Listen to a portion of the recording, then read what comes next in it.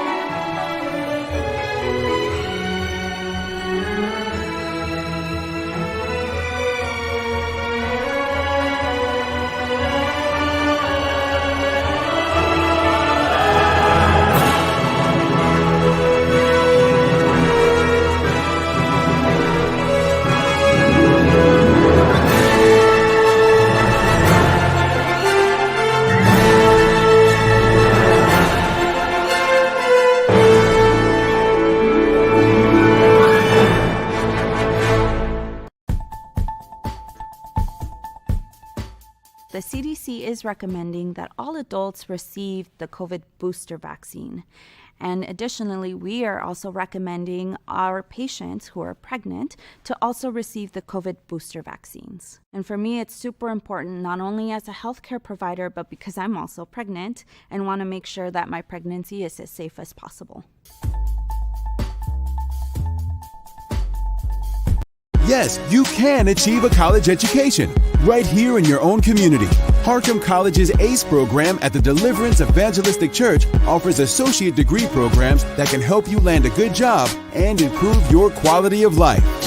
I like Harcum and Debbie because I can continue my education. The teachers are great. The atmosphere is great. It's all possible through iLead and Harcum. Call now or check out our Facebook page at Harcum College at Deliverance Evangelistic Church.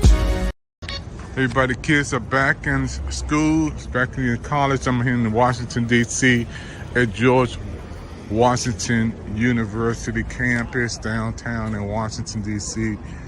And that's where my medical office is right there. Those who've never been to D.C., you in the heart of what's popping, George Washington University. All these kids, you know what that means, folks?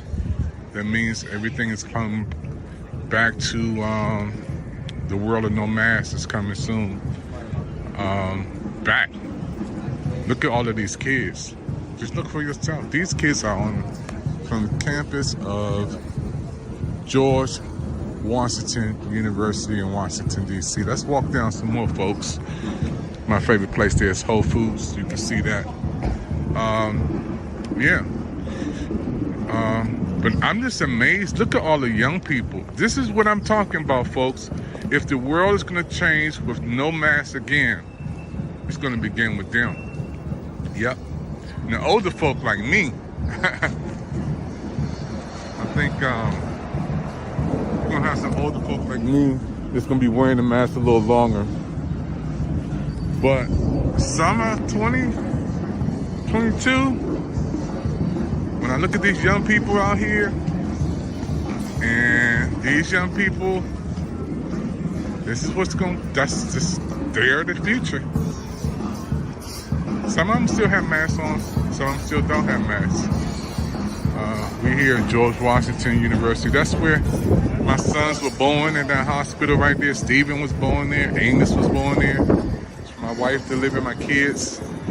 That's where I've been going for the last 30 years. This is where the president go. All the presidents come right here for their medical business. But look at the kids, folks. Look at the kids. That's what I want to show you guys. This is the future coming back. The world of no mask again. It's going to be right with them. Where it's going to stop, folks. If it's going to change, it's going to change with them. These are the kids coming back.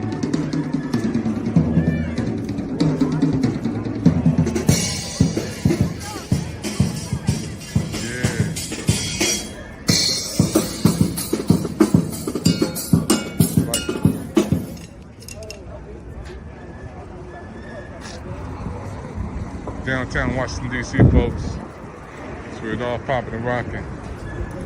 I love it, bro. See you, man. Do your thing, man.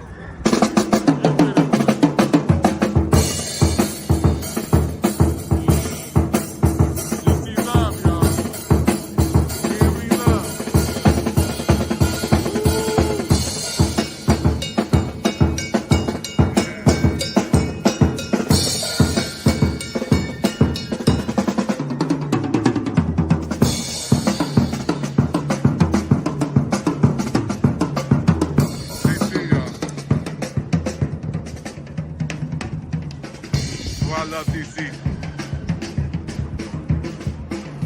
Because you got the love down here.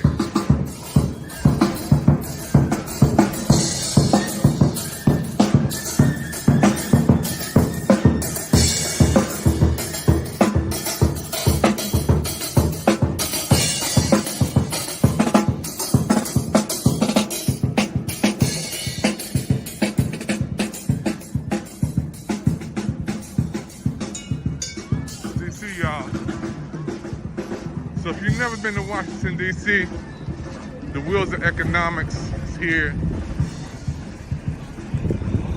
Where we roll in D.C. When you come to D.C., you got to check out the Pick TV network and the President David Evans. You got to check us out. We're going to make sure you have a good time. D.C. love.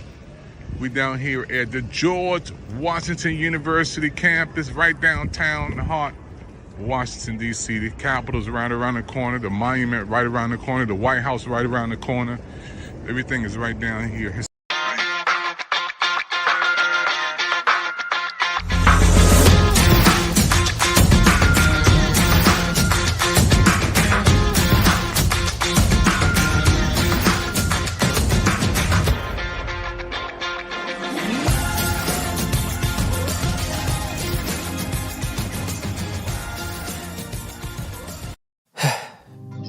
We've all been hurt at some point, even abandoned.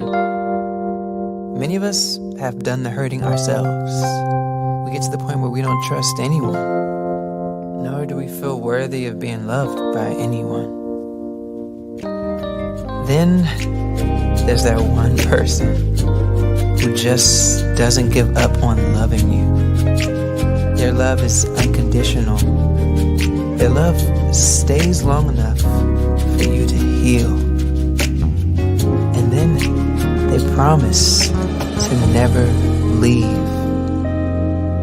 That's love you can count on. God's love.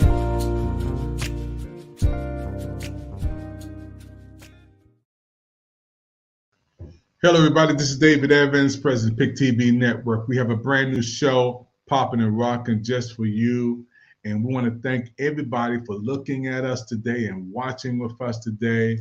Our brand new show, Hello America, live from Washington, D.C. Hello America is a television show right from the Pick TV Network, original, beaming across the world. We always like to welcome our audience, especially our international audience. So we want to thank our audience for coming in from Brazil, France, Colombia, Mexico, Panama, Paris, Peru, Argentina, Egypt. Daniel is there. Canada, Burke is there. Ireland, West Africa, United Kingdom, Germany, and United States. So we're literally on all around the world, and we have interpreters through Roku that is interpreting this presentation right now.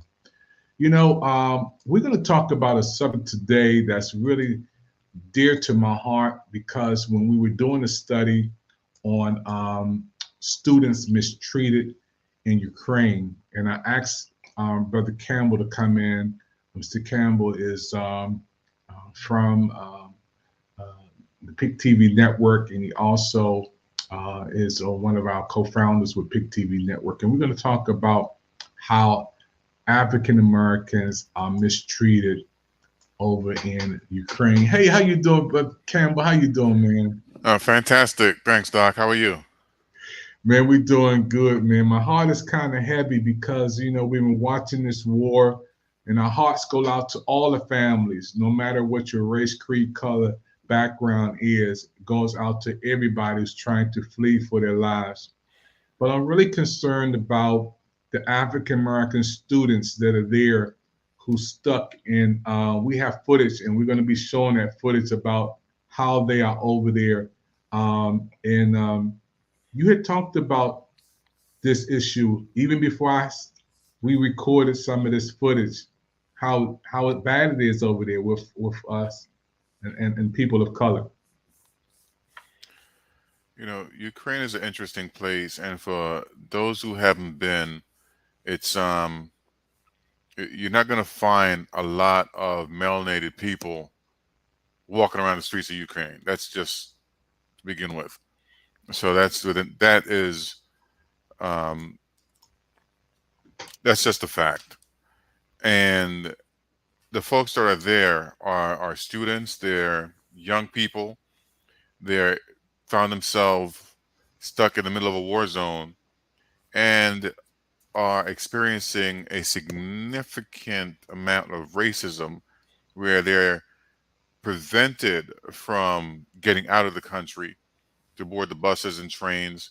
They have children, some of 2 or 3 years old, sit in the cold and can't get support. They're being treated inhumanely. And I'm glad that the attention is now being brought to this issue, because there was probably a half of a line mention of it on CNN several days ago. And we have to raise awareness, because you have folks who are in a foreign country, find themselves in a war, and now they're being denied access to escape. And they're being denied entry to the only route of escape to Poland that is open to them.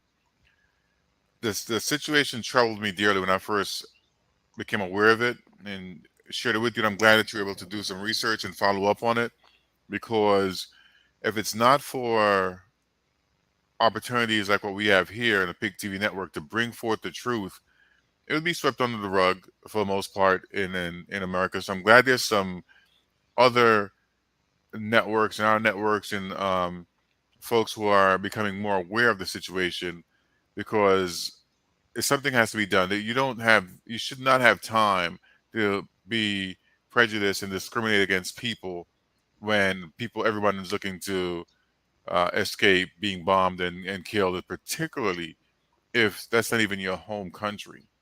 So it was just a very disturbing situation, and it affected me greatly. And I'm glad that the folks who are on the ground were working together to get themselves out and sticking together, supporting each other. I'm glad that we're bringing awareness to the situation, see if we can bring some pressure onto the Congress and the world alike to force people to act more humanely. Doc, let's go and see some of this footage, man. And we want to say to everybody who's watching, Hello America is a brand new show created by PIC TV Network, like Good Morning America. This is our version, uncut, uncensored. And we're going to connect with our broadcast and show you a clip of what's going on over there with one of our sister broadcasters over in Ukraine. To flee Russia's invasion of Ukraine. Leaders from the continent have said that they are disturbed at reports that African citizens have been refused crossing to safety over the Polish border. The African Union said that singling out Africans trying to escape war would be shockingly racist, and called on all countries to show the same amount of empathy to all victims of the conflict. Now, the reports add a disturbing dimension to the conflict that has sent 500,000 people flooding out of the country.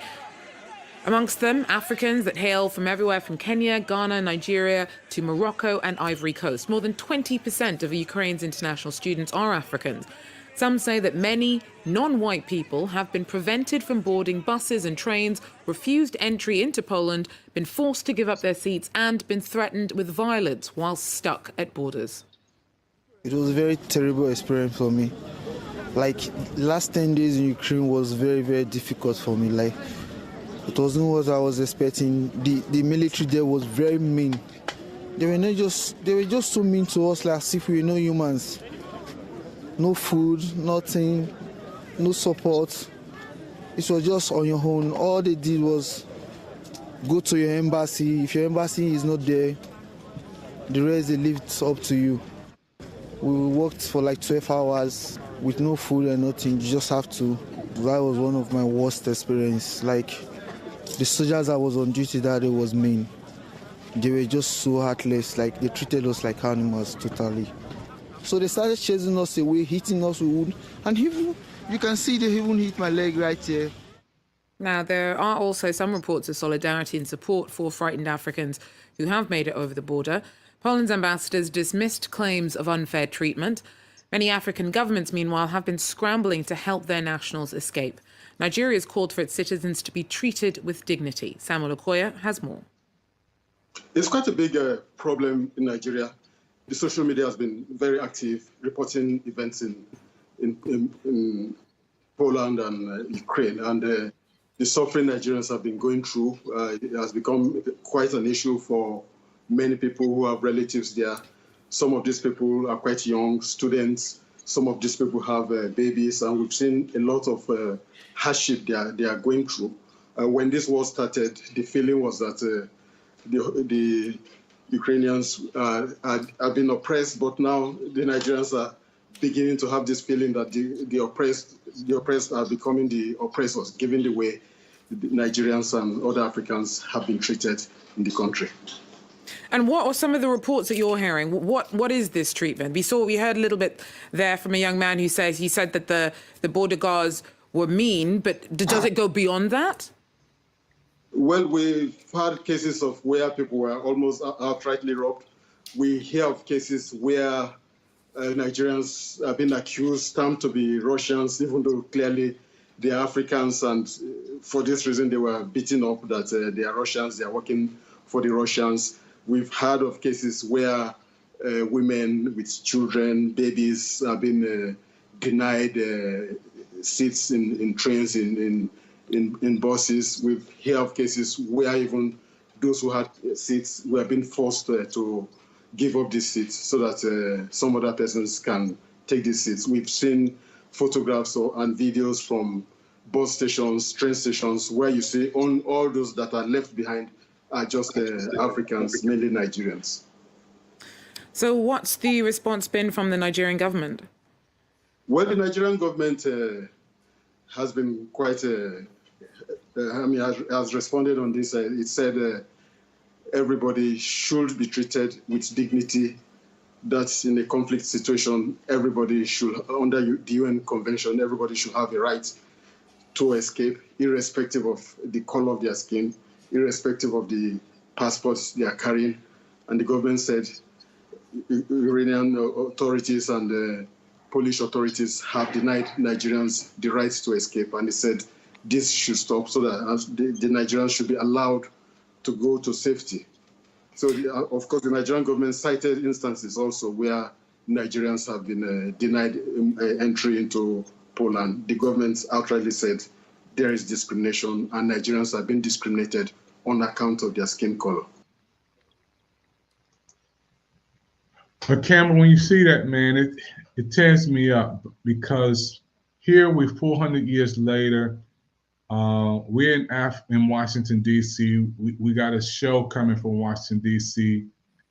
But we have our brothers and sisters there trying to continue their education before this war happened, just going to school, trying to better themselves. And now they find themselves fighting for their lives and can't even get out. I mean, if you get to the train before I do, it shouldn't matter what color we are. But over there it does. You're absolutely right. And it's conflicting to have empathy for the people being bombed when they are discriminating and putting people that look like you. I could easily be in that situation. You could easily be in that situation.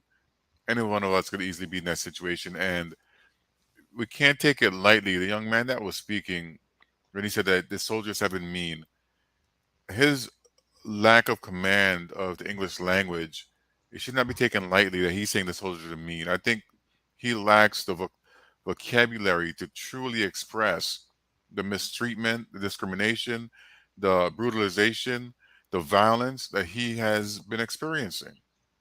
And he was very clear. They were beaten, they've been denied, they haven't received food, they're not providing any kind of assistance.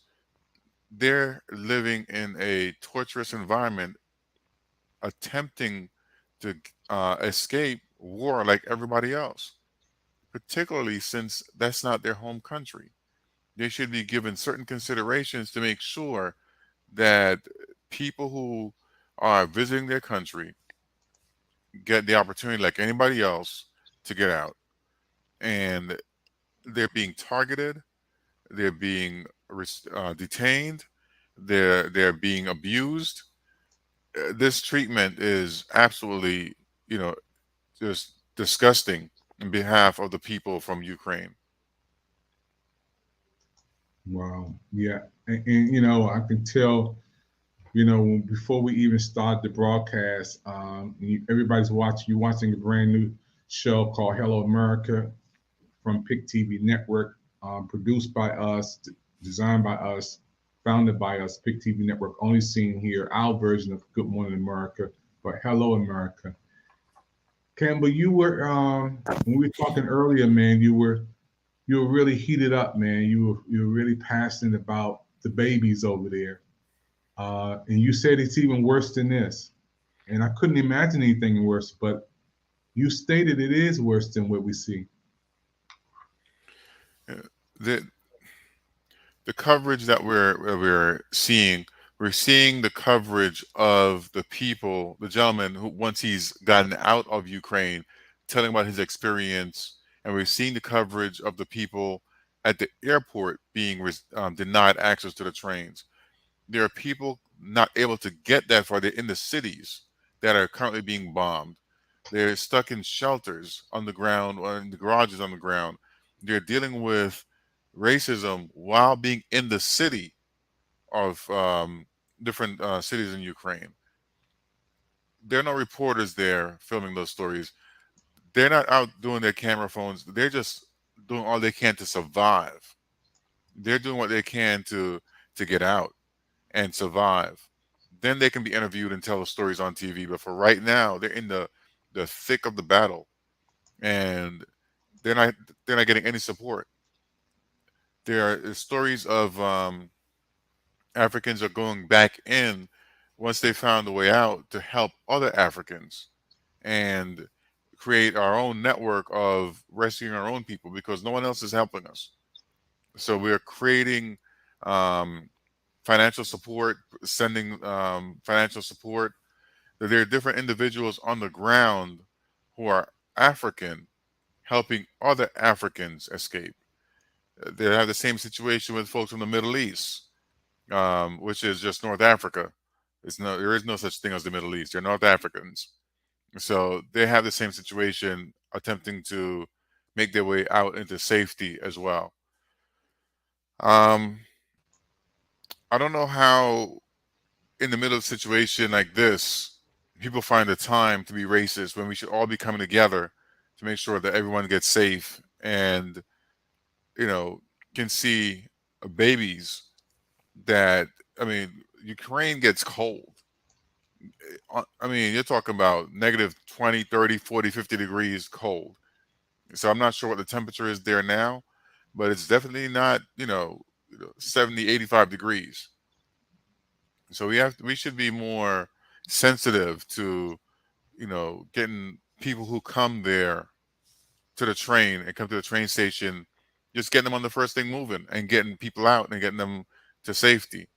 And that should be what the concern is of the government and the soldiers that's there, that's preventing, because you're talking about individuals and people who are at these locations, stopping one able-bodied male whose only difference is he's of a melanated hue and a white Ukrainian. That's the only difference. He was there first. They were there first. They stopped them, removed them, and bring white Ukrainians on to take their place and leave them staying at the train station. That is disgusting. Yeah, my heart goes out to everyone who's fighting for their lives. And I was just quietly disturbed when I go to CNN and go to Fox 5 and, go to all the other big major networks. And I hear little coverage of the African American students who are mistreated and those who are just college students. These are kids. Campbell, one day my godson, your son, he'll be going away. So what if he was over there right now? I think any parent should have empathy regarding the situation, and every human being that's watching the situation should feel, you know, a should feel the pain that the Ukrainian people are feeling because they're being attacked by Russia. They're being invaded. They're being occupied, and they're doing all they can to fight back. But at the same token, the African students are not their enemy, That's and they're right. fighting their anger, their racism, their hatred. It's all coming out for whatever reason. Instead of everybody sticking together to save human life, they're putting the lives of the folks who are there just to get education, the kids who are there just to get education, because you know we have to identify the fact that they are children. Most of them have not traveled before. This is the first time they're experiencing these type of conditions and going through these situations. They're there to get an education, and when people are visiting your country, you have a responsibility to make sure they're protected, safe, and taken care of. That's what we do here when we have visitors coming from other countries. We do our best to keep them safe, protected. They're kind of sheltered. So it just seems like it would be a courtesy to make sure that people who are visibly not from your country can, be protected and escape the brutality that's taking place in the war and the violence that Russia is bringing throughout the different cities in the country. Let's see if we can get a little more footage on this. I am just amazed. I gotta get the audio in here with them. But we have our brother, he's covering some footage here, how some African Americans are mistreated over in Ukraine. And you can see, as you see, they're still trying to communicate on the phone. It's just one of those things where you see so many African Americans again are just stuck. Continental Africans as well. Yeah. It's so.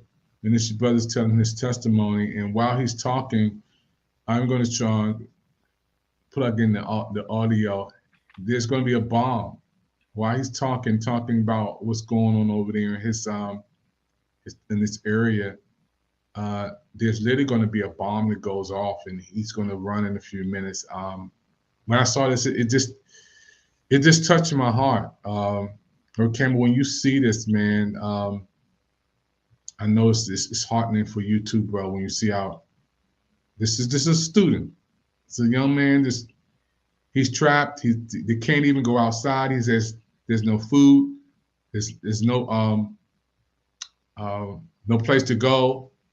They just left him there in this area, and he just stuck. And while he's talking there, he's a Nigerian student, and there's going to be like an explosion that's going to go off while he's there, and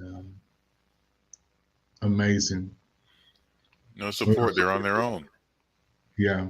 And if you've ever traveled abroad, if there's ever a conflict that takes place, it's terrifying. Because if you're in your city, you know the escape routes, you know where you can go. You're at least, no matter how terrifying it is, you're comfortable because you're home.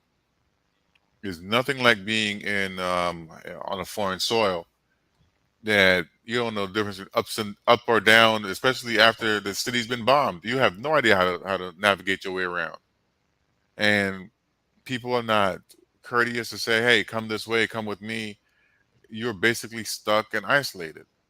And you have to figure it out on your own. Yeah. Our colleague Kaya Kumalo is there with them. Kaya, some beautiful scenes coming out from the OR Tambo International Airport as the students arrive. Tell us what's been happening this morning. Well, that's right, Desiree. Very heartwarming scene here as the two students who were caught up really in those very ugly scenes in Ukraine. They've really just arrived in here. And of course, it's been a very agonizing experience for them. So I'm just going to go straight just to hear how they are feeling. So Nkateko, I'm just going to start with you. You're live on SABC News. How are you feeling right now? Finally, you're home after a very terrible ordeal. Yeah, it's been a 5 or 6 day trip. Minimum sleep. I feel quite overwhelmed, but I'm really glad to be home. We didn't think we'd be home, honestly. From being in trains to seeing bombs to being stuck in borders for -3 conditions, sleeping on the floor without having food. It's good to be home, honestly. Yeah. And let's hear from you, Mandisa. I mean, not a very good experience for you guys that you endured. As you said, like traveling for 4 days, not having proper food, no water, fighting for our lives, fighting other people, people trying to fight you, people stealing food, people fighting each other to get on trains, the racism at the borders, the low temperatures, freezing cold, us having to sleep on the streets. Yeah. So it was a survival of the fittest. Guys make it. You have to run. Honestly, by the you need to know how to run. Yeah. By the grace of God. Yeah. And I must say, I must thank the people in Hungary, especially Peter. As soon as we arrived, the hospitality was amazing. We got taken care of, given food, water, shelter. That was nice to experience that kind of hospitality. And did you guys feel at some points that you were left in your own devices because the assistance really was not really forthcoming, was it? Assistance. All I just keep hearing all the time is send a list of names, send a list of names, just wait. Wait for how long? Because if we had waited until Monday to leave, Monday there's nothing. There's no school, apartments are gone. If we did not leave Friday, we wouldn't be here today. If we didn't leave Friday. So you guys are back home. What are you going to do now? Sleep. Try and look for different schools. Like, we are fourth-year medical students, so we don't know what's going to happen now since our university is deteriorated. Our city is done. There's nothing. Rubbles. It's dire. It's really, really dire. I must say, that might be hard. Like, we're trying to apply. That will be what I'm doing here. All right, guys, we're going to leave it for now. But Desiree, I'm just going to see if we can speak to the mother just to hear her. How is she feeling right now? She was telling me about a very traumatic experience she had to endure as well. So, Mama, right now, how are you feeling? Your daughter is finally home. You were telling me about the flight you had to try and get and experiencing all kinds of hardship. How are you feeling at this point? I'm so relieved. I'm so relieved, and I thank God they are here. I can see them now. Physically, I can see them. I thank God. That's all I can say. How was that experience when Mandisa was sending you the voice notes right in the thick of one of the very unprecedented time, right in the war? It was very difficult for us as a family, but we had to pray and trust God that He's protecting them. Not only Mandisa, all of them. I was praying for all of them. I was even praying for the whole of Ukraine. So God is so wonderful. God is so wonderful. He's so faithful. Yes, all I can say, I thank God. All right, Mama, thank you so much. Of course, Desiree, that's Mandisa's mother. Of course, she's quite grateful. It hasn't been a very easy experience. And of course, you can see the scene where we are, right, the arrivals at terminals. Of course, you can see the families here. You can really see a very heartwarming moment. It's a joyous occasion as the family now will be interacting and making sure that their children are looked after. But also they were really talking about their experiences, really traversing the hardship and really a very emotionally taxing experience being away from home, especially because it's the coldest time in Ukraine. So imagine facing quite a very horrendous war. So for that, Desiree. Well, Kim, when you see that, man, we sleeping in warm beds tonight. We got food in our icebox. We have clothes to wear. We have fresh water to take a bath. You have 2 kids at the house and a beautiful wife and taking care of mom. They said they had to sleep on the streets. They said they didn't have food to eat. She said if they hadn't left on Friday, Campbell, they wouldn't have got out. That's 2 out of the thousands and thousands of ones who's still trying to make it where they are. It's -3 degrees in Ukraine. And, nights get colder. Ukraine is a cold place, and coming from a warm climate, they're not dressed to survive that environment. They don't have the right gear to survive in the cold. They're wearing a hoodie and a couple clothes underneath. They just don't have. The government and the folks there should be doing all they can to address the visitors that they have in their country so they can get them out, evacuate them. They can't go to the embassies. Most of the embassies have been evacuated.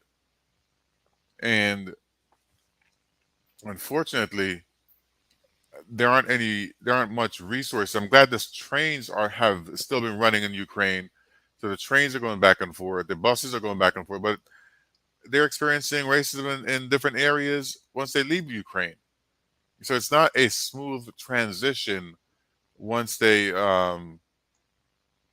out of Ukraine. Getting out of Ukraine in itself is a challenge. But apparently the entire journey to get back home is challenging. Along the way, they're experiencing some very difficult and challenging times. And I just hope that the governments take this opportunity to reflect on how they're presenting themselves, how they're treating visitors.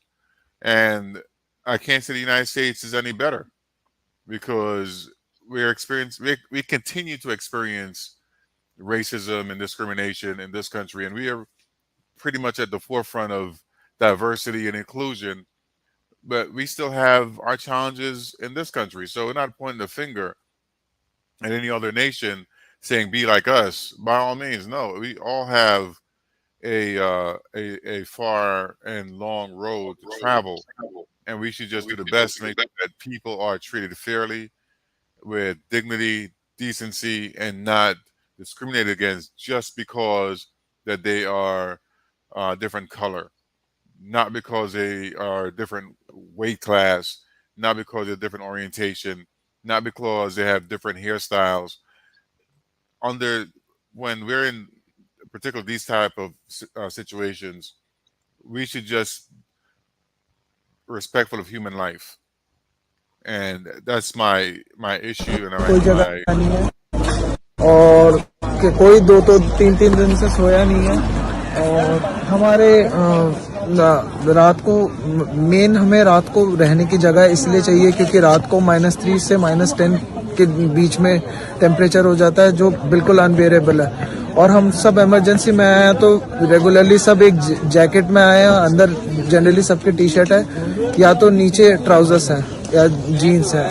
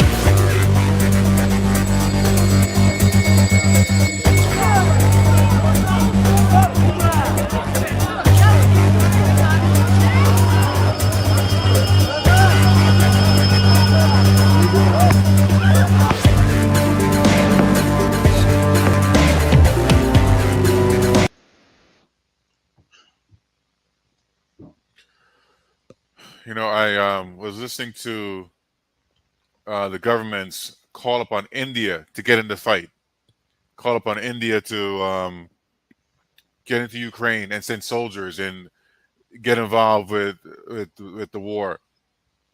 And the question is, the environment for them have not been welcoming.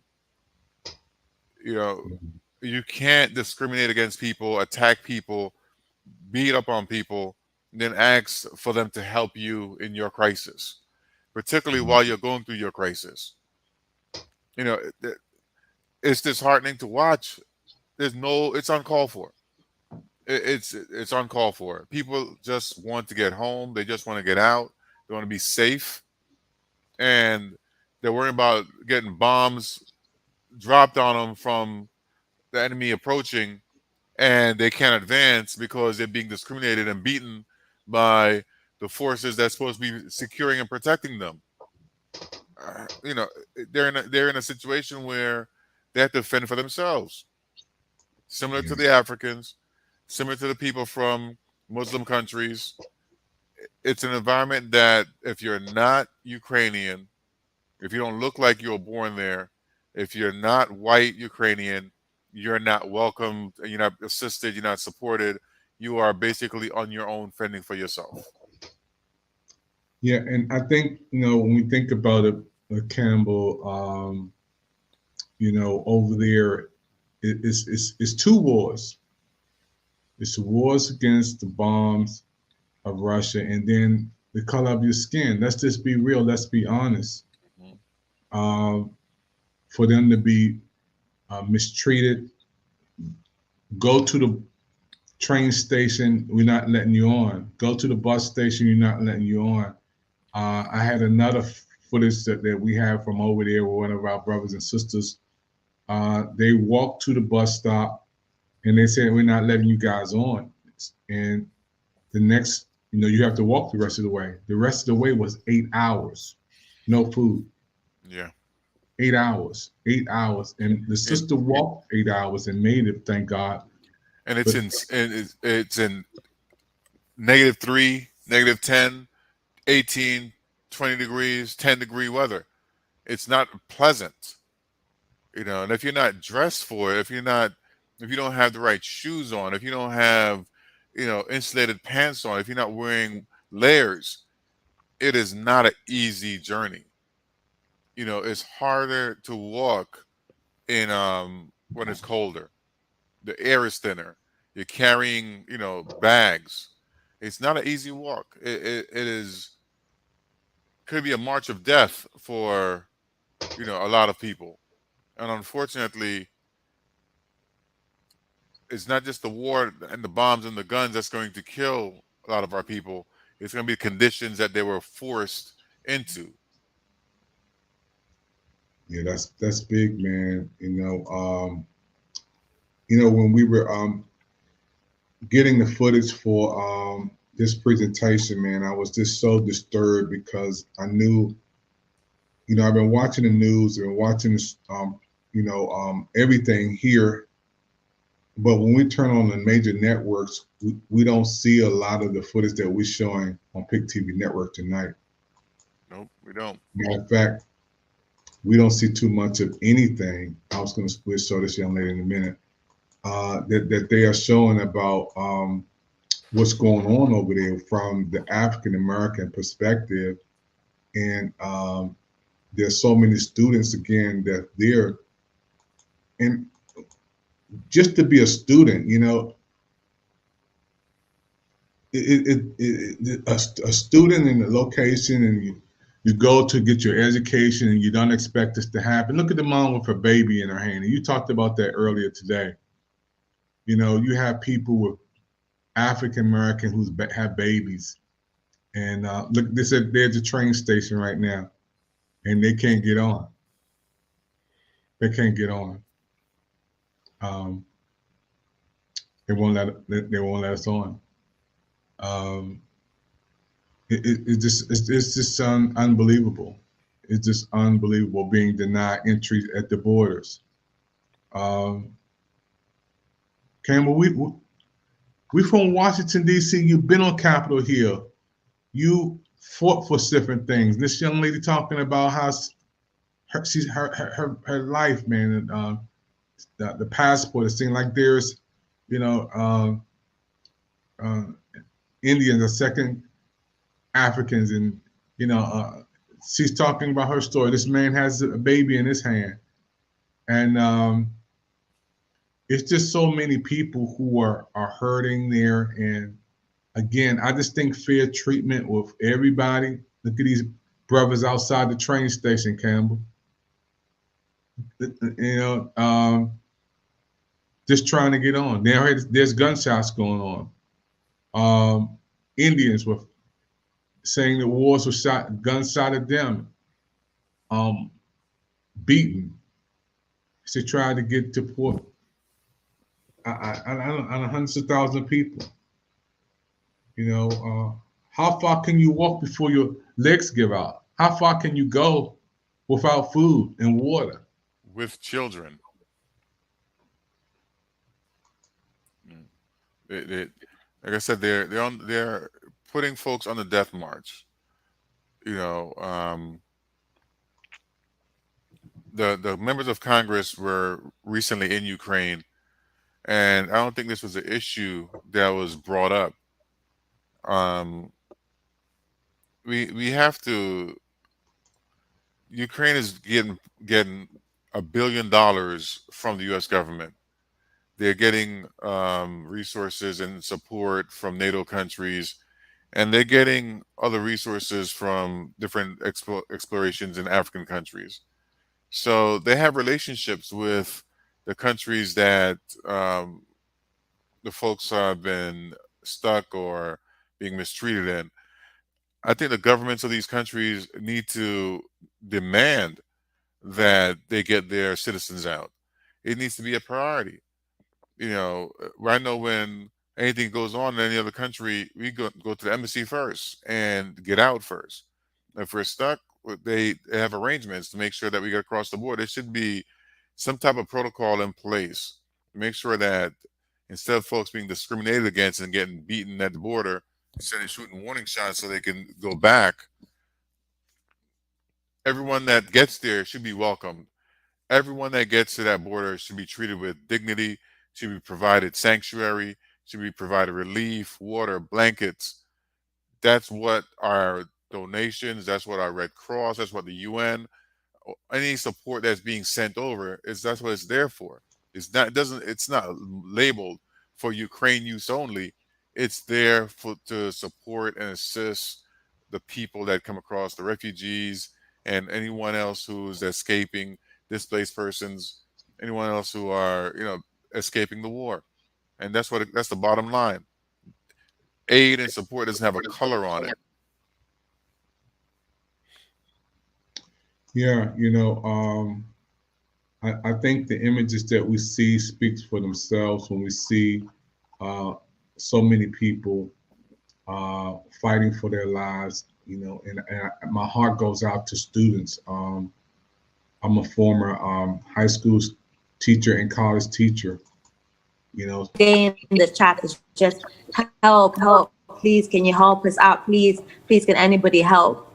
There's parents there, there's children there, and they're trapped there, and it's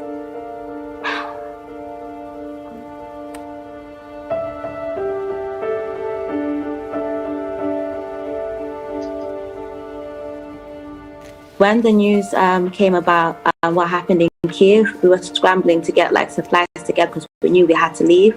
The next day, there were sirens that went off, so we immediately decided to leave. We left everything, and we headed to the border of Romania.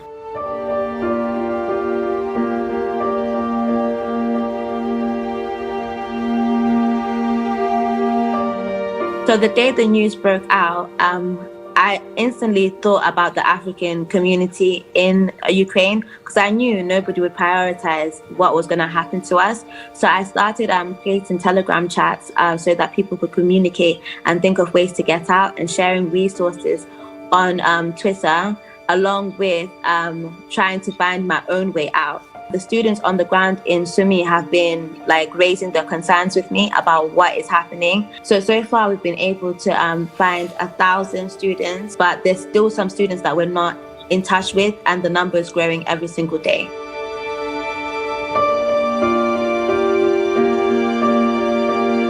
So currently they're all packed into like little areas in hostels together because it's not safe. We've been told that they're now running out of food. In the shops, there's just snacks. They're too scared to leave to even go get more food. So the situation is very, very serious. Like it's very dire. I'm exhausted. I'm so tired of the journey itself, but I'm also increasingly like, it's really, really upsetting me, like speaking to students every day who are crying out for help. And I know that I've managed to cross over to the other side, and I can't help those people by myself.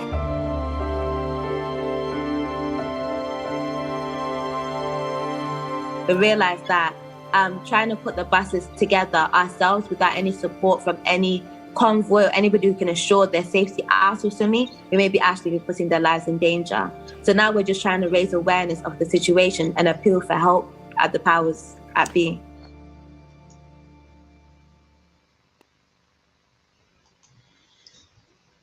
Well, Campbell, when I hear the young lady talking, man, how some of the students are scared. They're stuck in places. They don't want to leave because they don't have nowhere to go. Food's running out. Me and you were young, man. We were in our teens. We were in our 20s. But we never faced nothing like that before. Did you see all the people at the train track, at the train station, Campbell? Yeah.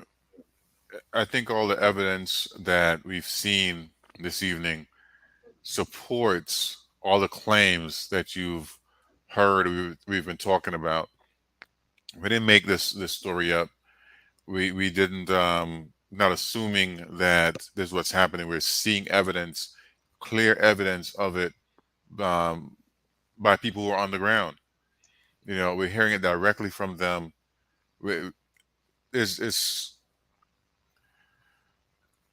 the situation that the government, the military, the police have created, have exacerbated the need and the circumstances that the international students found themselves in. They can't stay where they're at because they're being bombed.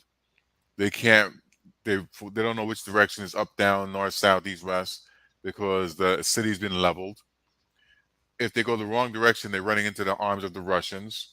Who are the aggressors that's coming in, killing people and mowing down cities.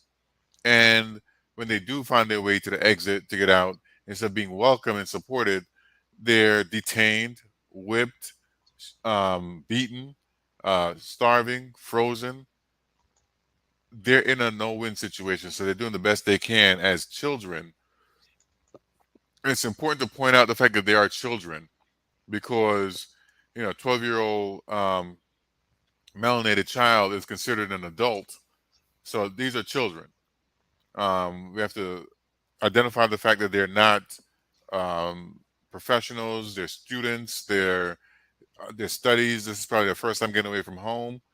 So they're in a situation that we have to call out those governments and people who are pretty much detaining and terrorizing African folks and melanated people, African Americans, international students, Indian, Muslim, all forms of discrimination, prejudice, racism, brutality at the hands of the Ukrainians need to be addressed. At the hands of Poland needs to be addressed. At the hands of other actors that are receiving these visitors and people being displaced, it needs to be addressed. They need to be called out and be held accountable for their actions. Wow. When I hear the young lady talking, man, I want to salute this queen because she's going beyond the call of duty, man, to tell the story and to share the information to the world, man. And thank God for social media like Twitter and other things that we can still communicate and tell our story. We're here in America. We got the biggest networks in the world, multi-million, billion-dollar networks. CNN, we see it all over the world. NBC, Fox 5, CBS, all the major networks. But yet still, I haven't seen one story, not one story with this young lady in it. Not one. Not one. You know, when you watch U.S. news, American news channels, you're being bombarded with certain images and a certain point of view. You know, Al Jazeera does a great job of mixing it up. International channels, we have to be able to tap into the world. There's things more important than what's taking place solely in the United States, because we live in a global world. What happens in Ukraine affects us directly. That's right. When I put gas in my tank, Doc, I put $20 in and it didn't even move, Campbell. The needle didn't even move. It's because you're driving that tank. We have to. I explain this to children. You're not competing with the person sitting to your left or to your right. You're competing with somebody in another country that is hungrier, or more hungry, more determined, more seeking a desire for change, more so than you if you're not serious about your education. So we can't say Mexicans are coming to take our jobs. They're not coming. The U.S. invited them to come. We said this is the greatest country in the world with the best opportunities. They would be stupid not to come. They can come, work, support their families, because whether it's Caribbean doctors, Caribbean nurses, Mexican farmers, European house, what they called helpers, people coming from all over the globe. And if they did not come here, this country would have to do what they did in the beginning to be great, which is put everybody back in slavery who were of our color and complexion. What made this country great is the contribution by Germans, Italians, Polish, Africans, Caribbeans, Asians. That's what makes this country great. And if we are not opening our doors to welcome people, if we're doing what they're doing in Ukraine and in Poland and other places, if we continue to discriminate and not see the value of human life and human beings and what their contributions are to society at large, then we're already halfway down a very terrible path. Because if we don't understand that value, what's coming next is going to be critical. We have a new pandemic strain that is on its way here. China has already locked down 50 million people. Europe is locking down people. It's coming here too. So if we think that mass mandates is keeping us sick, no, they were actually saving our lives. We need to make sure we're acting with intelligence and have value for human life, deal with issues like the pandemic, deal with issues like what's taking place in Ukraine, deal with racism, because the next wave of terror could be in the form of a nuclear weapon or a pandemic weaponized COVID strain that can be more ravaging than anything we've ever seen. We don't know what's to come. but we should be making sure that we value human life and protect everybody so that we can, continue on as a people on this planet. Everybody watching a brand new show on Pick TV Network, exclusively for Pick TV, with Pick TV, by Pick TV. Hello America, uncut, uncensored, our version of Good Morning America, and you can watch it all day right here on the Pick TV Network channels. Brother Campbell, you were with me at the MGM 14 months ago when we started Pick TV Network. Me, you, your wife, and she said a list of channels that we can do, show names, and you put the first seed or the first pack of money and said, make it happen, because I didn't have it. Why is it so important for Pick to stay alive? Why is it important for us to have our own network? Why is it important for us to be able to do what we're doing through Pick? I think you touched on it earlier. Whether it's CNN, MSN, ABC, NBC, all the major networks and everybody's familiar with. If you have an idea for a documentary, an idea for a show, if you're performing, if you want to read your poetry, you're not going to be able to get on those shows. You need to they have their own set of programming, their own guidelines. With Pick, we're in a position where we can find room for you. You can get a chance to express your viewpoints. You can actually turn on Pick and see 4 Black women who are medical students or doctors or surgeons have conversations about their background and their experiences, so you can learn from them. You can turn on Pick and see, 5, 10, 15 Black men sitting around having conversations about the direction and flow of being a Black father, Black husband, Black in America, the issues of police brutality. You have there's no limit to access to media that we don't have. And if we don't have access to media, we have to rely on somebody else to tell our story from their point of view. I think Denzel said it best in one of the interviews. They were asked, why did he need to do something like a Black movie? And he said, it's not me doing a Black movie. It's, he said Schindler's List was a great movie, but they didn't it wasn't done by a Black person. It was done by Spielberg, who happens to be Jewish, because they can relate. There's certain familiarity, relatability. There's certain experience that they can put into it that, I haven't been Jewish. I would know the beginning of that story.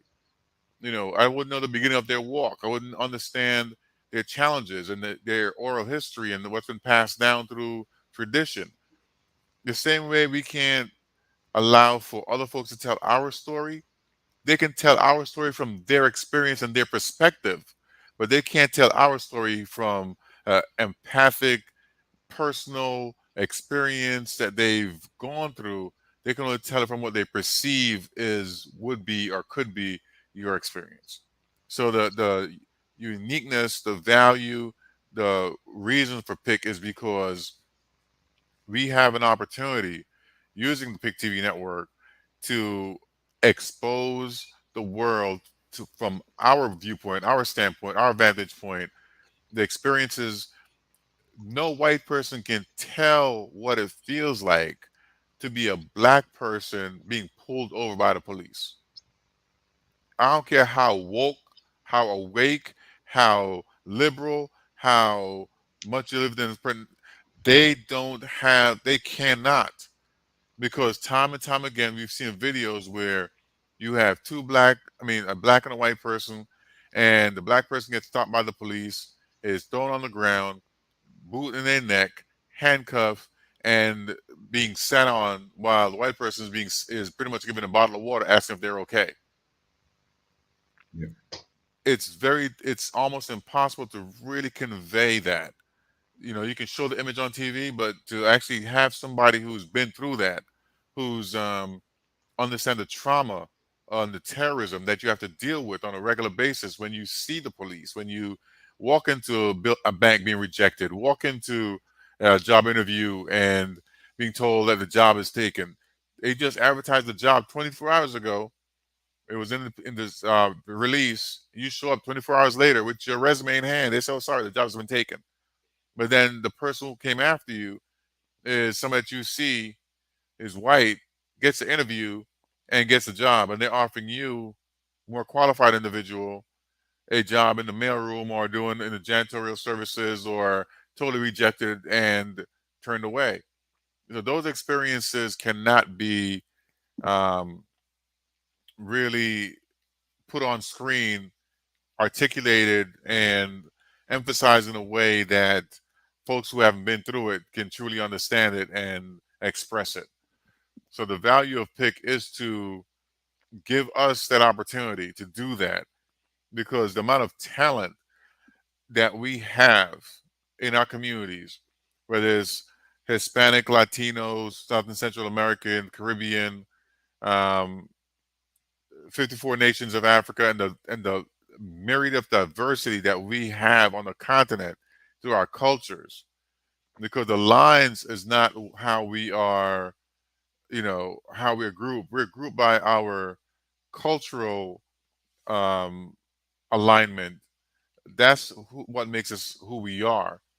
Because even though we may live in Nigeria, we eat differently. We experience. Jamaica is this big. It's a very small country.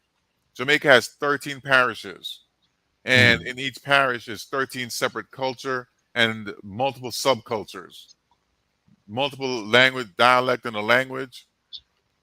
And most people, if you're not from Jamaica, you don't really understand this and realize. You think, oh, Jamaica, everybody's no problem. There's significant differences going from parish to parish in Jamaica. The language is different. The nuances are different. You have, so many,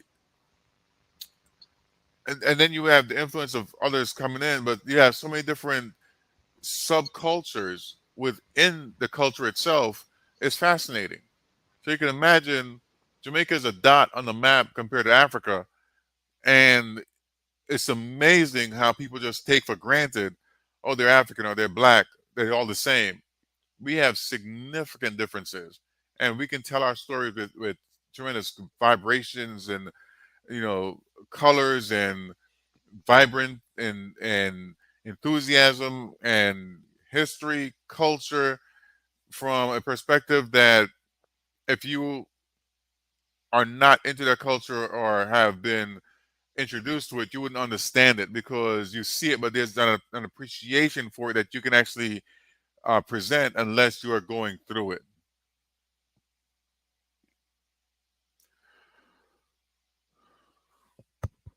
You muted yourself.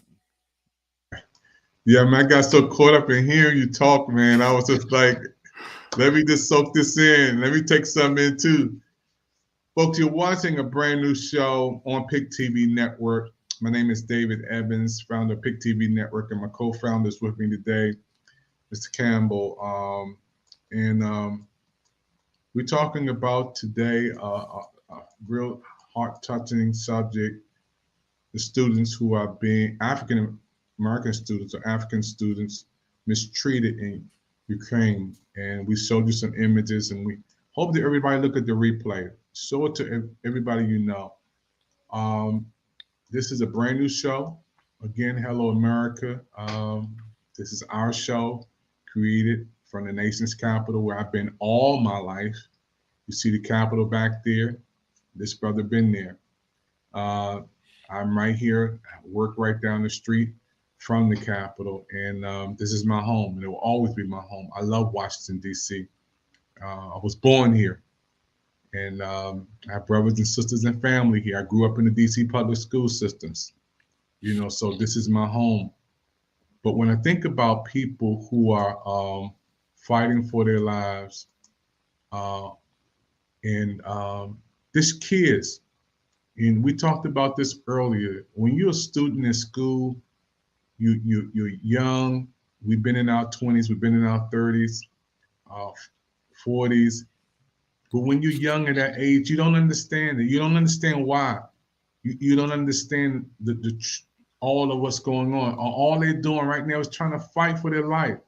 And I think if you at the train, before I do get Brother Campbell, you should be able to get on. If you walk 4 hours to get to the train, and you should be able to get on. But that's not the case. That's not the case. Yeah, I think a lot of the women and children have already been let out of the country. So at this point, there's not even a justification to say that they're saving room for women and children, particularly when you're watching able-bodied white Ukrainian men walking past you and taking a seat on the transportation that you were either denied or removed. And the reason how they told you is, well, no more, or women and children only, or it's full, and they're letting folks walk right past you because there's footage of it. You know, so these stories are not, anecdotal. There's actual footage, and I think the message is getting out. People's cell phones, using social media, and to be able to utilize our medium to help bring awareness and bring attention and bring action and hopefully relief to the folks that's there. And I'm glad that we're able to have this conversation and highlight this. The people of Ukraine are suffering, and we want to get them the aid they need, but we also need them to act responsibly, without hatred, discrimination, and in a fair manner. Campbell, we have a Twitter audience now, and our Twitter audience is a major audience, and that Twitter audience is Jada Pickett, 1.6 million followers. Will Smith, millions of followers. Bill Gates, 57.5 million followers. Steve Harvey, 4.5 million followers. Barack Obama, our former president forever, 1.3.2 million followers.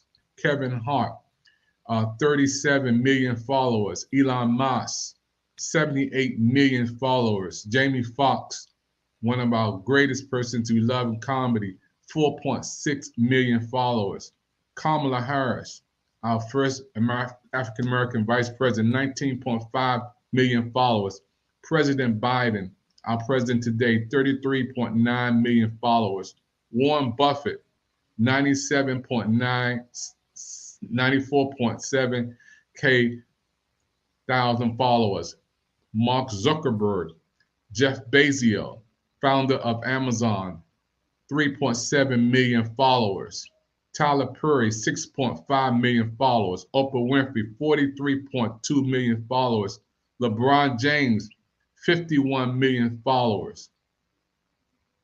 But if we're not going over there and doing something to help these brothers and sisters over there who are being mistreated, Brother Campbell, the numbers, it's just numbers. They don't care about the names that we just saying. If I need help, if I need food, if I need some water, who's going to help me to make it to the next place to save my life? Are we getting bigger and bigger, but are we getting better? It's a difference. And I'm happy for everybody who we're reaching through Twitter, and we have these addresses and people who we just loaded up because we're on Twitter now. And I hope somebody see these messages out of these millions of people. Because this is not about me or you. And we didn't make this up, just like you stated. If we help another person come out who's stuck there, who's afraid to go out the dorm, there's no more food left. They don't know what to do, they're shell shocked.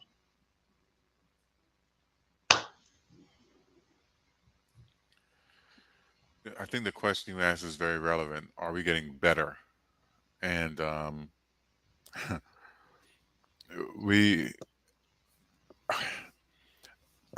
would like to say that we have to acknowledge the power of one, the power of the individual, the power of the person, because America was on a particular trajectory in the world under the Obama administration.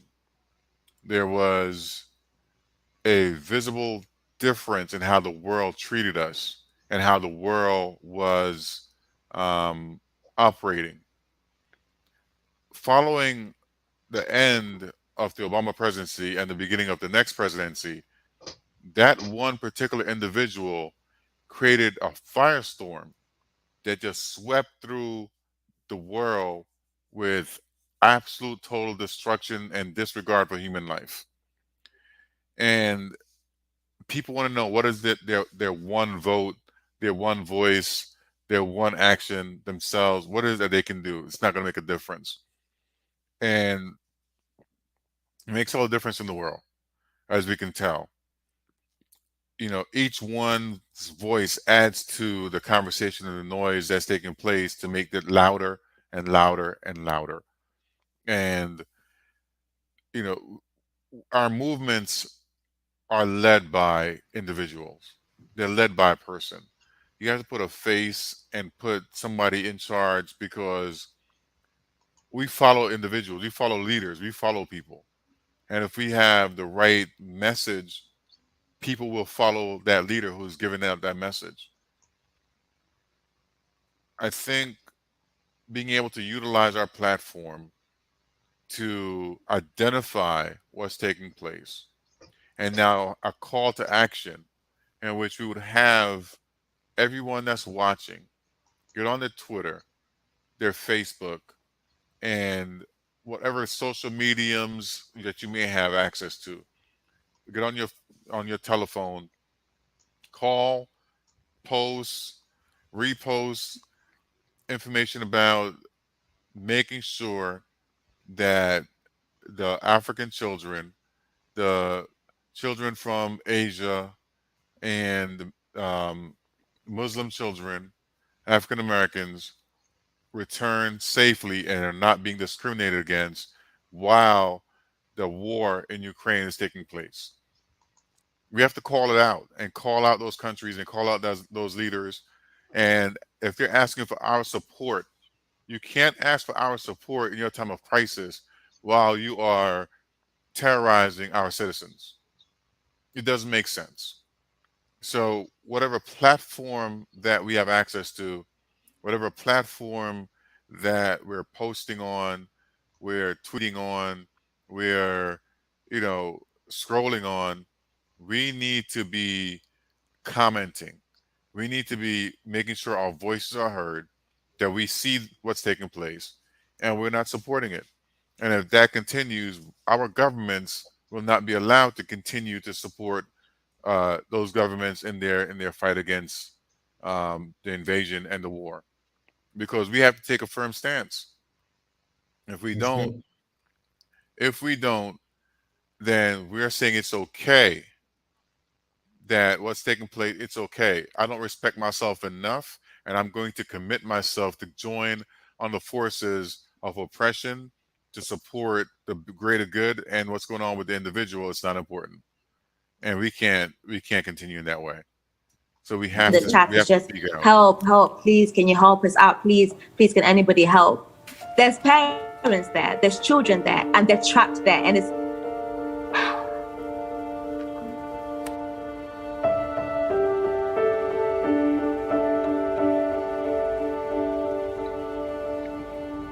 when the news came about what happened in Kyiv, we were scrambling to get supplies together because we knew we had to leave. The next day, there were sirens that went off, so we immediately decided to leave. We left everything, and we headed to the border of Romania.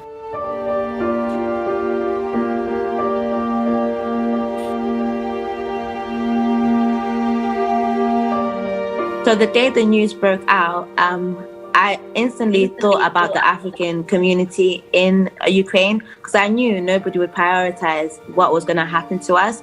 So I started creating Telegram chats so that people could communicate and think of ways to get out, and sharing resources on Twitter, along with trying to find my own way out. The students on the ground in Sumy have been raising their concerns with me about what is happening. So far we've been able to find 1,000 students, but there's still some students that we're not in touch with, and the number is growing every single day.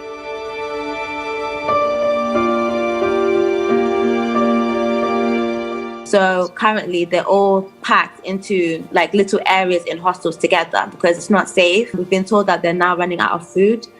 In the shops, there's just snacks. They're too scared to leave to even go get more food. So the situation is very, very serious. Like it's very dire. I'm exhausted. I'm so tired of the journey itself, but I'm also increasingly like, it's really, really upsetting me, like speaking to students every day who are crying out for help. And I know that I've managed to cross over to the other side, and I can't help those people by myself.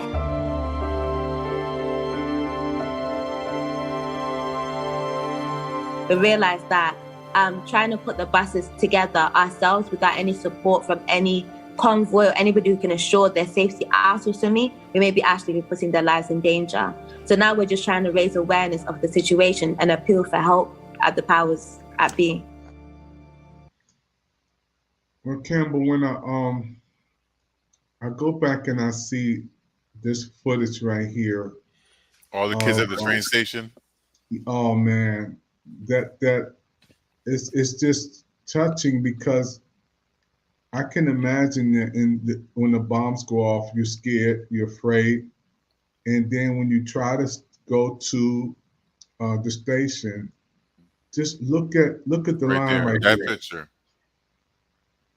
It's unbelievable. It's so many of us on both sides of the track, but I don't see a train. I don't see anybody coming to get them. These kids, they're not even 21 years old. They're not 25 years old. These are kids. And as you stated, it's freezing cold out there, man. A lot of them are 17, 18 because 19 years old because they graduate younger. They graduate at 16. They graduate at 15. And they're going for their, advanced degrees. So a lot of them are 17, 18, 19 years old. And is their first time leaving home. They're in a country where surrounded by other countries where no one looks like them, don't speak the language, or the languages. So it's a dire situation. They're doing the best they can, and we need to advocate on their behalf so that they can get the support they need to get to safety and get home. I applaud the effort that the young lady's doing, and it also goes to the point of Africans are connected on social media, online. They utilize social media to communicate very well because they're on vast amounts of land and they've been ahead of the technology game going back to the early 90s. So people think that Africa is not connected, or there are parts in the United States that's not connected. There's some parts in the DMV that's not connected. Have poor signals. But no one says we call that part of the world third world country. The technologists haven't reached out there yet. The population doesn't support the cost to put the towers there yet. So the folks on the continent, continent is 3.5 times the size of the United States. So there's going to be plenty of vast areas that don't have connection. But they've been working through it and figuring it out. We can call almost anybody on WhatsApp, almost anywhere in the world. Yeah. And that's just one technology. Marco Polo is another. Signal's another. So there's technology that exists that we can use to reach people around the world. We have to, respect her humanity, her care for her fellow person. She didn't say she connected with fellow Zimbabweans because she's from Zimbabwe. She didn't say she connected with South Africans. She connected with other Africans, people that she knew were not getting a help to get out of Ukraine. So, there are people who are in the situation doing the right thing, but they don't have the resources. They don't have the access. They don't have the connection. They don't have the. Like she said, you can send buses in there, but are you putting more people in danger if you don't have the routes mapped out? Because you could be driving people into a tank where they're going to be killed. So the government of the Ukraine need to step up and make sure that the citizens from, who are Muslim, who are African, who are Asian, can get out safely. Then they can get the support of the rest of the world, because they can say, man, the way that you took care of everybody to make sure that everyone was safe, we have to go ahead and now protect and take care of you. That's what would happen. But you're asking people to risk their lives to come in and protect you when you're not protecting the people who are there, especially if they don't look like you. Yeah, I really think that this show tonight, Hello America, with this birthing this show, and I think it needs to be shown all over the world. First of all, it's not about Pick TV Network. This is bigger than our network. This is a life-saving information presentation, not put together by us, but you heard the stories of the people who are over there. The young lady who still trying to reach back and get others. As I stated to my brother Campbell, who's with us with Pick TV Network, my co-founder, we're gonna sleep in a warm bed tonight. I'm gonna go upstairs, get in a nice warm bed. If it's cool or cold, I'll turn the heat on. They don't have that. How can you go to the bathroom when you've been walking and there's no bathroom to go to? When there's no food to eat? When you have to walk 8 hours to get to the next place to stay alive? And we're not even talking about the senior citizens or, and our heart goes out to everybody. I want everybody to understand one thing before we close this broadcast. We are praying for everyone, every family in Ukraine we're concerned about. Young, old, rich, poor, Caucasian, African American, everybody. But our presentation tonight is basically for the students. We're reaching out to see how we can throw a lifeline out and help the students who are trapped there that we don't hear too much about. But Cameron, we heard it from them. Precisely. We heard it from them.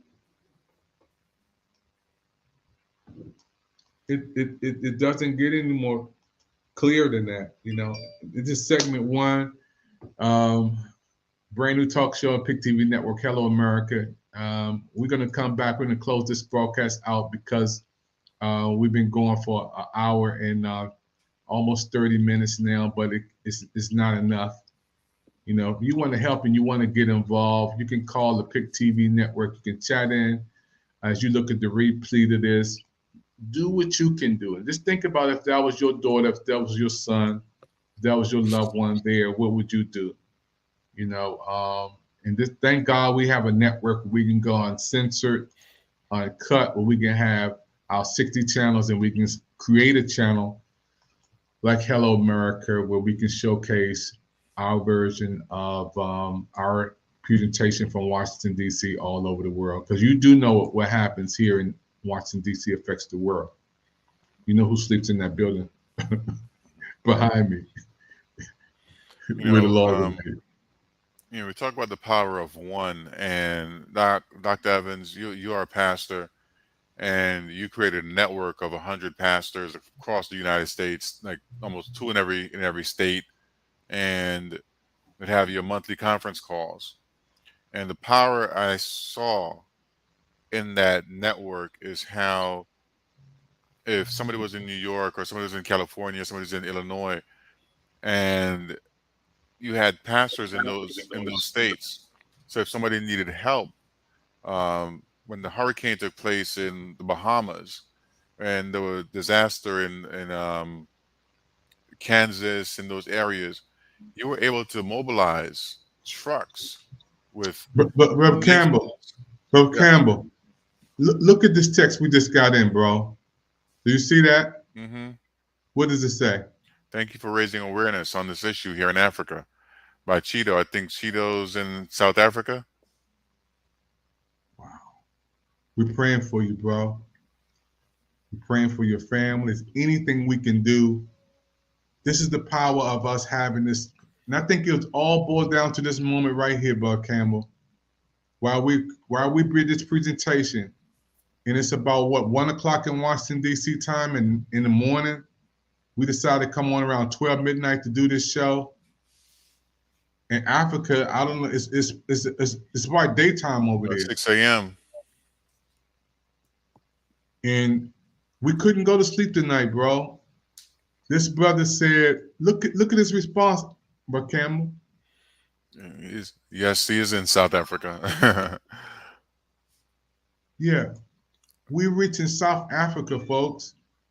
And he just said, thank you, communicating with us. And what he says, Brother Campbell, 7:35 there. I wish we can get you on, bro. We can send you a digital link. If we can get your email, I would love to bring you on live with us in Washington, D.C. and have you on. This is what it's all about. Campbell, when we started this broadcast an hour ago, I never thought we would have someone on from over in Africa and saying thank you for raising awareness in our issues here.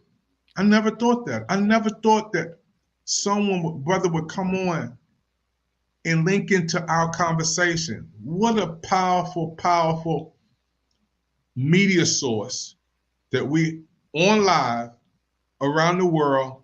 And now we have a brother chatting in from YouTube saying thank you for wearing awareness on what's here in Africa, 7 o'clock in the morning. But that's the power of media. We could be on here talking nonsense. We could be on here miseducating people by talking about something that's not factual. We could be making stuff up, doing movies that are fantasy, but we choose to deal with the current issue that's facing the people from Africa, Muslim folks, and Caribbean people in Ukraine. Because there were Jamaicans that were stuck in Ukraine and couldn't get out as well. So being able to use this platform to raise awareness, to touch people, 6 hours away in the continent, to touch people 12 hours away in other parts of the world, to ask them to email us with the information how they can be, figure out how they can be helpful, who we can connect them with, and what can be done. But number one thing is, don't keep this information to yourself. Go on social media, post it, let it be known, raise your voice, because each one voice add up to something. So each one voice makes a difference. I thank the brother for listening and for responding and paying attention to the issue, because we have to mobilize. It doesn't, this can happen to anybody, anywhere, to anyone, anywhere, at any given point in time. We saw the buildup happen in Ukraine, and we kind of had more time to plan, and but evacuating that many people under any circumstance is going to be challenging. But imagine if it was a terrorist situation that were on the seas from anywhere in the world. It can happen with terrorism. Imagine if it was a natural disaster that would happen anywhere in the world with a flood or a mudslide, or any other type of disaster, or an accident that caused a nuclear or some other meltdown to take place. We have to look out for each other in a way that first, humanity first. We're all on this planet. We all need to live together, work together, and figure it out. You know, Go ahead, Doc. I said when I'm listening to you, bro, you always was telling me, and I think that when we talked about this in MGM, when we created this network, you talked about how great this network would be, and I really didn't believe it was going to be as big as we're looking at tonight, Campbell. That means they're watching. While we're on in Washington D.C., it's blowing my mind. We're live on Pick TV Network, and we're talking about how Ukraine African students are being mistreated in Ukraine. And while we on live, we literally have a brother from over in Africa saying thank you. He's seeing the broadcast. He's seeing this presentation. If that don't touch you, I don't know what, you must not be alive. You know, you have the country scrolling on the bottom of the screen that the broadcast is taking place in, where Roku has a presence. But you know, since we are on the internet, we are in the world. But going back to that, almost every single country on that list I've traveled to, and getting a chance to talk to people from those areas and from other parts of the world, I know how much they value anything coming out of American media, because we have so much freedom in this country. We take it for granted, and they don't have the kind of freedom, that they don't have the kind of opportunities, they don't have the kind of access that we are exposed to. So much so that even people that's from Washington D.C. never been by the White House, you know, never been by the monument, haven't been to the museums. We take it for granted. People in New York don't go to the Empire State Building or the Statue of Liberty. You know, people in California only go across the Golden Gate Bridge when they absolutely have to. You know, so no matter what beauty you have in your city, in your state, we don't take advantage of it. We take the opportunity and we kind of skirt it away. But in other countries, they don't have that opportunity. So when they do get a shot, they go all in. They give it their all. Giving people an opportunity to get access to the media like this on Pick TV, to be able to be broadcast around the world, is an opportunity that they would not have if we were not present. Wow. Being able to have their voices heard, get their viewpoints involved in the conversation. You know, we take it for granted because we have freedom of speech. A lot of people have been locked up in other countries because they think they have freedom of speech. You don't have the First Amendment. You know, you don't have a constitution. You know, so the rights that we take, talking back, you know, being disruptive in some countries, that's 5 years in jail automatically. As you can see on Russian TV, just saying war, that gets you 15 years. You know, so we take for granted all the freedom that we have, and we don't maximize the opportunity when we get it. Wow, man, that's amazing. You know, I'm just blown away at our comment from our brother from over in Africa. You know, saying 7:37, and we want to communicate with you, brother, and whatever we can do to help over there, or help you, or help any of the students. We're gonna do our part with Pick TV Network. Please, if you can, and I want my brother to know that our prayers are with you. It's with the families there. You know, I know you guys over there are strong, and if you can just click and play, you see some information there on the Pick TV Network about our information, about our phone number, about our contacts. You know, we would love to talk with you and have you on live with us in the States here in Washington, D.C., with me and Brother Campbell. Campbell, I just think, man, thank God for this broadcast tonight, man.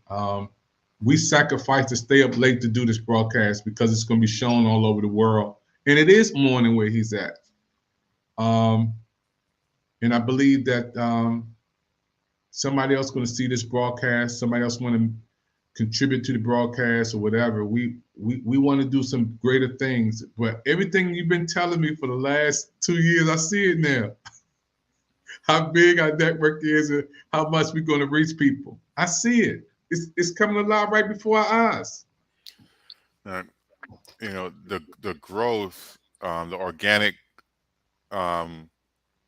growth of the network is something I've always envisioned, because I see where, you know, when you build a base from the ground up, you know, running campaigns and doing grassroots events and getting people from the ground up, it has so much value because they become a part of you. You build customer loyalty. There's a reason why advertisers target children, because once they introduce the product to the child grows up with an understanding of what the product is, and now they take ownership of that product and they carry it with them and give it to their children. You know, we want the people watching PIC to grow up with us. We're new. We're a year and a half in. You want them to grow with us, to build with us, to take ownership, to get their own programs and do things that lead to, you know, the freedom of information that will make, you know, kind of even level the playing field. Wow. It's amazing, man. Our colleague Kaya Kumalo is there with them. Kaya, some beautiful scenes coming out from the OR Tambo International Airport as the students arrive. Tell us what's been happening this morning. Well, that's right, Desiree. Very heartwarming scene here as the two students who were caught up really in those very ugly scenes in Ukraine. They've really just arrived in here. And of course, it's been a very agonizing experience for them. So I'm just going to go straight just to hear how they are feeling. So Nkateko, I'm just going to start with you. You're live on SABC News. How are you feeling right now? Finally, you're home after a very terrible ordeal. Yeah, it's been a 5 or 6 day trip. Minimum sleep. I feel quite overwhelmed, but I'm really glad to be home. We didn't think we'd be home, honestly. From being in trains to seeing bombs to being stuck in borders for -3 conditions, sleeping on the floor without having food. It's good to be home, honestly. Yeah. And let's hear from you, Mandisa. I mean, not a very good experience for you guys that you endured. As you said, like traveling for 4 days, not having proper food, no water, fighting for our lives, fighting other people, people trying to fight you, people stealing food, people fighting each other to get on trains, the racism at the borders, the low temperatures, freezing cold, us having to sleep on the streets. Yeah. So it was a survival of the fittest. Guys make it. You have to run. Honestly, you need to know how to run. Yeah. By the grace of God. Yeah. And I must say, I must thank the people in Hungary, especially Peter. As soon as we arrived, the hospitality was amazing. We got taken care of, you know, given food, water, shelter. That was nice to experience that kind of hospitality. And did you guys feel at some points that you were left in your own devices because the assistance really was not really forthcoming, was it? Assistance. All I just keep hearing all the time is send a list of names, send a list of names, just wait. Wait for how long? Because if we had waited until Monday to leave, Monday there's nothing. There's no school, our apartments are gone. If we did not leave Friday, we wouldn't be here today. If we didn't leave Friday. So you guys are back home. What are you going to do now? Sleep. Try and look for different schools. Like, we are fourth-year medical students, so we don't know what's going to happen now since our university is deteriorated. Our city is done. There's nothing. Rubbles. It's dire. It's really, really dire. I must say, that might be hard. Like, we're trying to apply. That will be what I'm doing here. All right, guys, we're going to leave it for now. But Desiree, I'm just going to see if we can speak to the mother just to hear her. How is she feeling right now? She was telling me about a very traumatic experience she had to enjoy as well. So, Mama, right now, how you're feeling. Your daughter is finally home. You were telling me about the flight you had to try and get and experiencing all kinds of hardship. How are you feeling at this point? I'm so relieved. I'm so relieved, and I thank God they are here. I can see them now. Physically, I can see them. I thank God. That's all I can say. How was that experience when Mandisa was sending you the voice notes right in the thick of one of the very unprecedented time, right in the war? It was very difficult for us as a family, but we had to pray and trust God that He is protecting them. Not only Mandisa, all of them. I was praying for all of them. I was even praying for the whole of Ukraine. So God is so wonderful. God is so wonderful. He's so faithful. Yes, all I can say, I thank God. All right, Mama, thank you so much. Of course, Desiree, that's Mandisa's mother. Of course, she's quite grateful. It hasn't been a very easy experience. And of course, you can see the scene where we are, right? The arrivals at terminals. Of course, you can see the families here. You can really see a very heartwarming moment. It's a joyous occasion as the family now will be interacting and making sure that their children are looked after. But also they were really talking about their experiences, really traversing the hardship and really a very emotionally taxing experience being away from home, especially because it's the coldest time in Ukraine. So imagine facing quite a very horrendous war. So, well, Campbell, so, man, we have to close this broadcast, but we got to do another segment. Our brother over in Africa who just popped in and chatted in with us, we've got to find a way to get him on because I want him to come on the broadcast with us. You know, if you can chat in and we can get his email, WhatsApp, whatever we got to do to get a signal to bring him on. This has been amazing. Those who are watching right now, this is our show, Hello America. You'll see it only on the PIC TV network. It's our show, organized by us, founded by us, Mr. Campbell and I. We're doing our first segment of many, many more. I believe God smiled down on us tonight because we had the person chat in from over in Africa who's here and he's saying thank you. And I think we got another chat. I just seen something else that he popping in with us saying thank you, you know, and we saying thank you for popping in and giving us the love that we have. Man, I'm just gonna take a breath, a deep breath and say, I love you, bro. Hug the kids for me. Tell the wife I said hello, man, and thank you for being the best co-host in the world, man. For this, I'm just trying to keep up with you, Doc. Up at 2 o'clock in the morning, up early, late. You know, I remember before you started this, you were getting 10 hours of sleep a night. Hey, but listen, it's 7 o'clock over in Africa, man. So, so the world is ready and waiting. There's tremendous opportunity, 24/7, bringing people in from all over the continent, all over the world, getting different viewpoints, and you know, a lot of people won't. To some people, this is their first interaction with Black people in America. That's not in the movies. That's not rappers. That's not playing sports.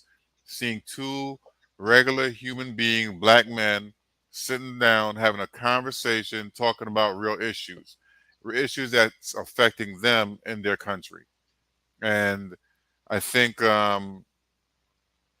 it's an opportunity to really be transformational, change the narrative, and change the paradigm that people place us in certain boxes to a paradigm of regular people that can have conversations about global events and have a perspective that they can relate to. Because they wouldn't get this opportunity anywhere else. This is something that you don't find on Fox, you don't find on ABC and CNN and MSN. You're not getting this type of just raw, uncut conversation. This is not. We're not reading from note cards, or we're not reading from what's coming up on the teleprompter. We're actually having a dialogue about the circumstances that the Africans and Caribbeans and Muslim and Asian students face in Ukraine, in a war zone, being discriminated against, being abused, being denied access to services, being harassed at the border.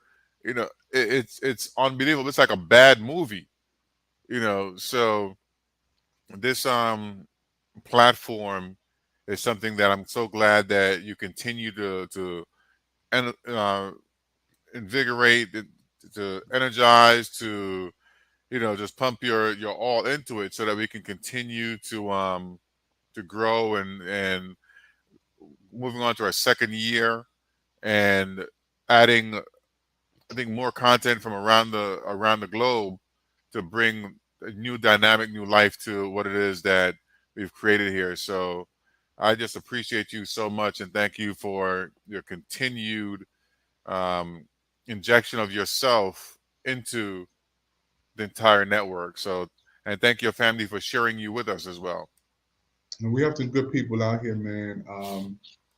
Again, when we on Twitter, when we locked into Twitter, we have a Twitter audience that we send our links to now, from the president to everybody. And I want to give a shout out to Anthony Anderson, Rotimi from Power, Kim Burrell, Vicky Winans, Dorinda Clark Cole, Maya, who had just seen Sunday at the MGM, Howie Hewitt, Trina, William Hung, Claudia Jordan, Brian Mitchell, Reginald Ballard, Broman from the fifth floor, Martin Lawrence Show, Kid and Play, D.L.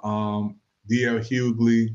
And today we just got another promo from Super Queen, who is a movie actor today, who gave us another promo. It's so many people that I want to thank.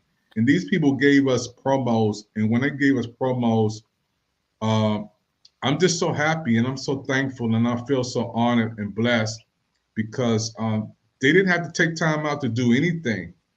But when they took time out to give us a promo, and Miss Debbie Morgan today, a beautiful queen, she gave us that promo today, Brother Campbell.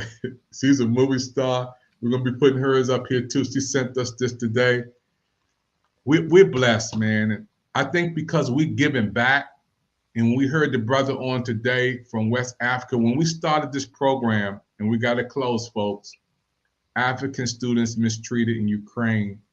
And then when the brother came on from over there and said, thank you, this touched my heart, man. I think this is what it was all about before we even got started. I believe God saw that. And I think this is the first time we stayed up to do a late night show this late this year. Because I know when we first started, we were doing shows late. 3 a.m. in the morning.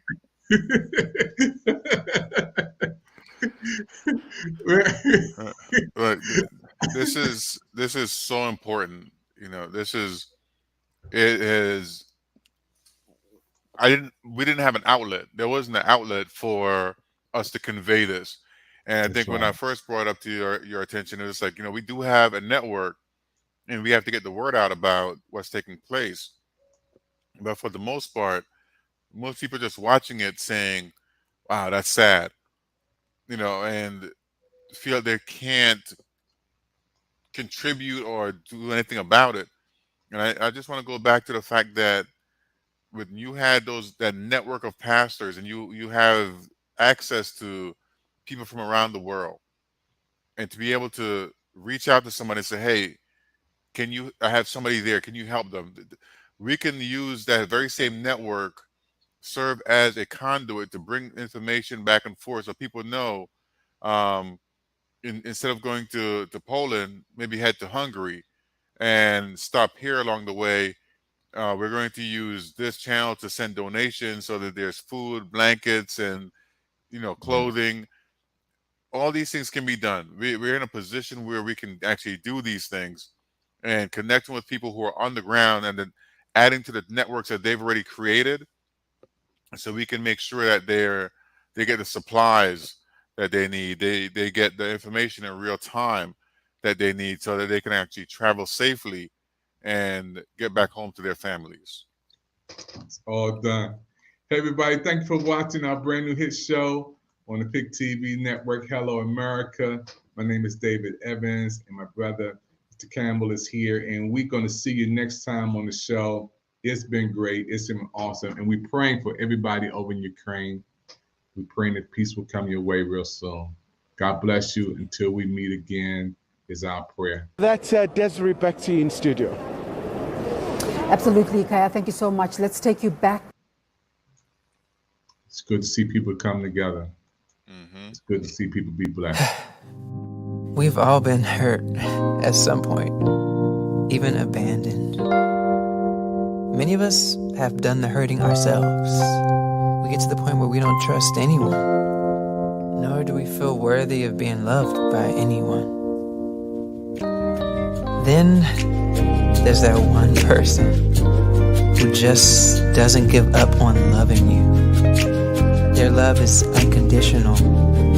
Their love stays long enough for you to heal. And then they promise to never leave. That's love you can count on. God's love. Count on me. Don't be worried. Cast all your troubles away.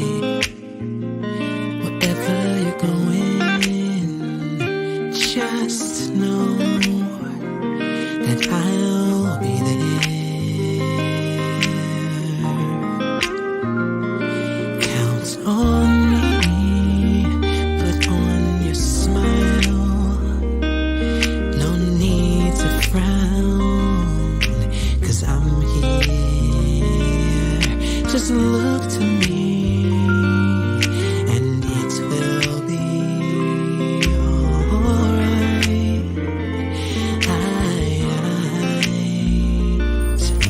Just take a breath and look around, 'cause I have never ever let you down. My love for